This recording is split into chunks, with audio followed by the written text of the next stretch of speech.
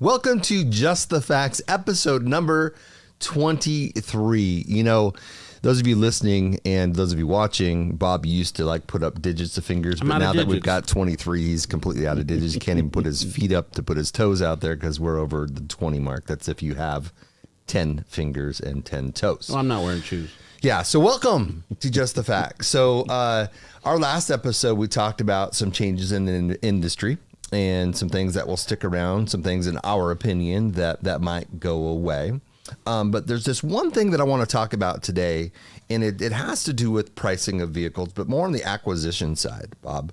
And so what we're starting to see, and you know, this happened right back when things were shut down, when the auction space was just gone. Yeah. Like, what do we do with the wholesale pricing, which affects the retail pricing, and all that has an effect? Well, it's kind of trickled down into some different things, right? Where now the trust level from a dealer's perspective, not that they don't trust the companies, but the pricing is sometimes out of whack. And so it causes some dealerships, and we're hearing a lot of this, like, hey, that's way off. Like, how do you gauge that? How do you see that? Like, how do you know what's way off? And so I want to talk today about some factors that come into play when we're looking at vehicles, whether it's via trade, whether it's at auction, online auction, or at the physical in the lanes. You know, when we're acquiring those vehicles, we still see some dealers saying, hey, we'll buy your car. Yeah. Right. Which is not necessarily a trade, but now it's just buying a car off the street from a consumer. Yeah. That's not even a consumer. It's just from somebody out there, the average Joe that wants to sell their car and get out from under it. Right. And so what are some of the factors that come into play when we're looking at those wholesale prices and those, you know, on acquisitions, however a dealer acquires those vehicles? Well, it's interesting because we've been talking a lot lately with the dealers. They are finding that they need to take a look at themselves at the moment. And that's them talking, not me talking. Because you look at the overall industry, and without question, it's still a shortage of inventory, right? But with the advent of the shortage of new car inventory, the ability to take in trades has been hampered, right? Not only that, but when you look at the trends and you look at the dealers marking up the new cars past MSRP, there has to be a give and take. Right? There has to be a give and take. It's a two-part equation when you're selling cars, not a one-way street. So a number of dealers have been talking in their 20 groups and have reached out to us for our opinions and, you know, trying to navigate what is short-term gain and what is long-term business plan. Because no question about it, right now you can go crazy on the new car side. You can go crazy on trying to get the trade-ins. But what's the long-term effect of that? You know, in 2 years. Explain that just a little bit. Okay. So I know you're going to talk about some short-term gains, but what do you mean by that? Are you talking because of the way the wholesale levels are right now? Because of, you know, how much money you can get for a wholesale vehicle? Like there's more wholesale vehicles out there? Yeah, two things. We started with the trade-in, right? And the reason I'm talking about the new car side of it is because the only way to get a trade is sell a new car, right? So the emotional impact of a consumer when you tell them that you want more than the car stickers for is tough anyway. I know we've done it in the past. I know dealers are currently doing it because they're trying to make hay while the sun's shining, as the old saying goes, right? But when you look at an average of 20% over sticker, that's a lot. Can the market bear it? Maybe. Is it a business model? That's up to you. We wouldn't tell you how to run your business. However, if you elect to do that, you have to understand the psychology of the consumer who's going to also want to feel like they're getting more than average for their trade-in. You can't go to a consumer and tell them you want 20% over MSRP, and by the way, we're going to give you less than you think your car's worth. Right. Yeah. I mean, you can. Yeah. You can. People do it every day. So that's what you mean by the short term. Yeah. And again, no one's telling you what to do here. We wouldn't do that. What we will do, though, is ask you to think about repercussions. And I only say that because that's what dealers are telling me. That's what dealers telling us as a company. Here's what we're doing. We're taking a look at it. It's great. We're making lots of money currently, but we're in it for the long haul. These are our customers. Are we alienating our customer with a short-term 20% increase when they would have bought 3 or 4 more cars from us and used our service department? Mm-hmm. So again, it's not us to tell people what to do and how to run their dealership, but you need to consider that. That's a consideration for sure. Now, in terms of the rest of the inventory, let's talk about going through your service departments, because a lot of dealers have put a lot of effort and resources and funds, quite frankly, cultivating their service customers, right? Now, this is something that is a critical mistake that dealers are finding they're making. And again, this is dealers talking to us. Those cars in the service department have 2 critical items they need to remember. One, that's your best customer.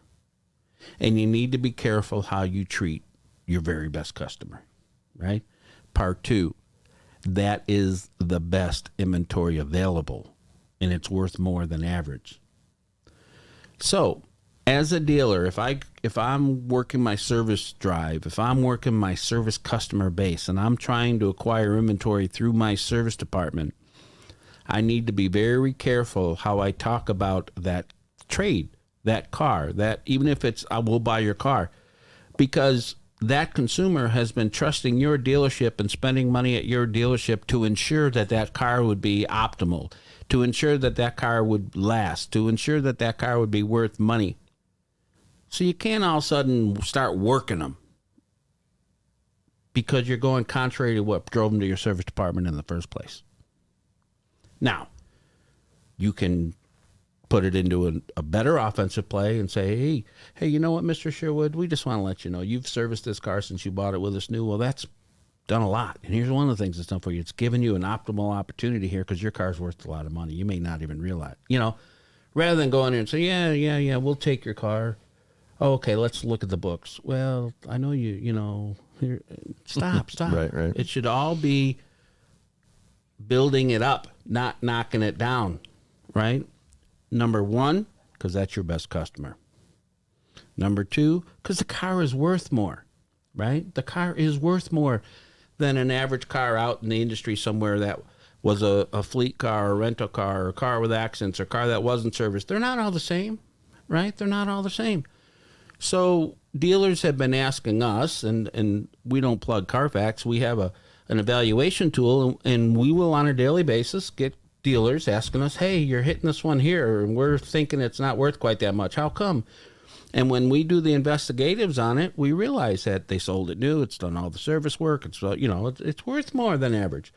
And that's where dealers are saying and telling us we need to slow down. Things are moving fast now. We need to catch our breath, make sure we're maximizing our opportunities, not just swinging the bat as hard as we can, as often as we can. Slow down, catch a breath, make better business decisions, and win the inventory. Winning the inventory. Hey, there's cars out there. All you got to do is be the last person with your hand up, and you can have it, right? You can buy as many as you want, as long as you're willing to do whatever. Is that the answer? Absolutely not. But neither is treating them all the same and being too conservative when you're looking at your very best opportunity with your very best customer, right? So that takes care of the service department. The third avenue, whether it be auction or buying from the public. Buying from the public and auction is virtually the same thing, except you're not competing against other dealers when you're buying from a person. Slow down. Catch your breath. Show empathy, even though you're buying the car and not doing business. Mm-hmm. If you're going to reach out to the consumers to buy their cars, you need to talk about why they're selling the car. You need to let them tell you why they're selling you the car. You need to let them express why they're getting rid of the car, because there's an emotional detachment to getting rid of your car. How many, in the business, you'll find often customers already do business, they're all gung-ho, and right at the last minute when it comes time to give you the keys to that baby, they go, oh, maybe I'll just keep it and give it to my kids. I really hate to get rid of the car, and all that kind of stuff. So when you're going to buy inventory, you have to express empathy to the consumer in their current situation. Now, let me stop you. I know you're going to go on and talk about auction vehicles, and we'll come back to that real quick. But out of all that stuff that you just said, I'm thinking about the staffing shortages that we just talked about. Yeah. Some of the staffing shortages are in management. So you've got some new buyers out there. You've got some new general sales managers out there who were salespeople before and now have been promoted into positions because they can't find people or even good people. Sure. Right. And not that any of these are bad people, but they're brand new, right? They're green to this. And so I think, it's not that I think, like we've talked to a lot of GMs and GSMs and inside the dealership, and all of a sudden they've got these people that are green that are afraid to make a mistake. They want it all to be perfect. They want to make sure that they got the number exactly right. So they're going to use every tool at their disposal to be able to do that. Right. But don't you think that might be a mistake to try to be perfect? Because if we do, then all of a sudden we become cautious. All of a sudden we become a little bit more hesitant on stuff that we probably should have pulled the gun on, but didn't. Right. And so maybe talk to that just real briefly, because of all that stuff you just explained. I just go to those people out there that are like, I want to keep my job. I want to be able to make a mark. I want to be able to do great in this business, be successful. But I think that might be a mistake by always worrying about you're going to make a mistake on a price you put on a vehicle to acquire that vehicle. No such thing as perfect. No such thing as perfect. They should use all the tools. They should use the tools at their disposal. Each tool brings something different to the equation. So they should use multiple tools to come up with the best answer, best solution. But at the end of the day, you're on offense, not defense. Empty shelf, we go out of business. So you need to be on offense. Listen, it has never been any different. I, at one time in my career, was a buyer for a dealership, and I got in trouble for not having any mistakes. They told me, the owner literally told me, you're being way too cautious with my money, which means you're slowing us down. Get out there, get us some inventory. I'd rather you have one or two mistakes and 3 times the amount of cars you're buying, that kind of thing. So you got to remember, to be on offense means you're going to make mistakes. No such thing as being mistake proof, right? So be cautious, but limited, right? You don't be reckless. You don't just give me them all. Don't go to the other ends. Don't go to the other end. But use all the tools, right? We have a tool we're proud of. There's other tools out there that do different things than we do. So you need to use all the tools. You need to take a full picture and be aggressive. You look at the full picture, understand the full picture, but be on offense. Absolutely. Especially when you're dealing with the public and you're trying to buy the cars from the public. You have to show them empathy for them getting rid of their car, and then explain to them how you're trying to give them all the money for their car. You need to show them, hey, listen, here's the books. Here's where I'm at. Here's what they're saying. Here's what I'm offering you. We want your car. We're trying to be fair and equitable. We'd like your car. Right? Now, auctions, here's the thing about auctions, whether they're online or physical. You're not there by yourself. It's not like Mannheim and Odessa said, hey, DJ, why don't you take a day, come pick the ones you want, and we'll work with you. Right. Used to be at physical auctions, you had a few hundred people around the corner, right, who were there. And those were your bidders, right? There's all those neat. And then all of a sudden the online became available. And then there was the hybrid model where you think you're bidding against the 23 people in lane, but there's another 100 or 1,000 people online bidding on the same car. You don't even see them raising their hand, right? So do your homework. Don't today say, I'm going to go buy some cars, and 20 minutes later bidding on cars. That's never been the answer. It's certainly not the answer now. Look at the inventory runs. See what's going to be available. The thing about auctions is what's going to be running long before you look at the vehicles. Look at them. Do your due diligence. Find out what is my optimal here. Where would I like to be? Where am I willing to go? And stop at both points, right? You get all caught up in auctions and you say, I'm not going over 10. Next thing you did, you paid 11. Or you're willing to pay 10. You got nervous and got off at 9. No. Have your plan. Execute your plan. Stick with your plan. That's what the successful ones do. It either fits our guidelines or don't, right? You know, for years and years and years and years, there were certain competitors out there that everyone just, when they raised their hand, everyone else walked away because you weren't going to beat them. That's because they were fully confident before they got there in what they were going to do, and they executed the plan. Simple as that. You know, one of the things we try to do on Just the Facts, and, you know, as you're passionate about certain subjects, I'm passionate about certain subjects. Some are the same, some are different. But what we try to do is give our opinions, right? So Sure. we're an opinion podcast. And this is not by any means to tell you, our listening audience, that you should do this, and this. The whole idea is we gather pain points. We gather things that we know you're struggling with, that you're dealing with, and try to come up with some solutions, but then also just a discussion between the two of us of what we think might work. And so there are things that you'll take and you'll implement. There are things you just leave. And that's what we want this to be, is just a forum for us to be able to discuss things in our last 23 episodes, and you take some and you leave the rest. Well, here's the thing.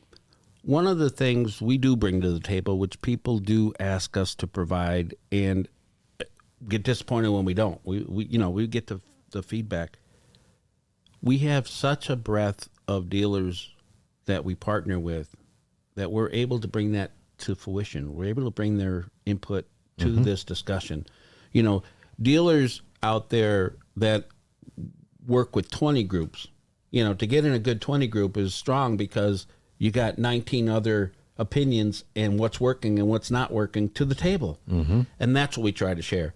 So do we put passion in it? Yeah, no one wants to listen to someone who doesn't have passion what they're talking about. And if you don't have it, you shouldn't be talking about it. True. So we're not going to really apologize for that. Nope. Not at all. Just thought it was time after our 23rd episode to tell people why we do what we do. Yeah. Instead of just get here and just talk. But thank you guys so much for listening in on Just the Facts episode number 23. We'll be cutting our 24th episode, and we'll be having some special guests. I know that's in the lineup. Just got to get them into studio and be here to talk about all this stuff that's happening in the automotive industry. But until then, thanks for listening. Thanks, everybody. See you next time. Bye-bye.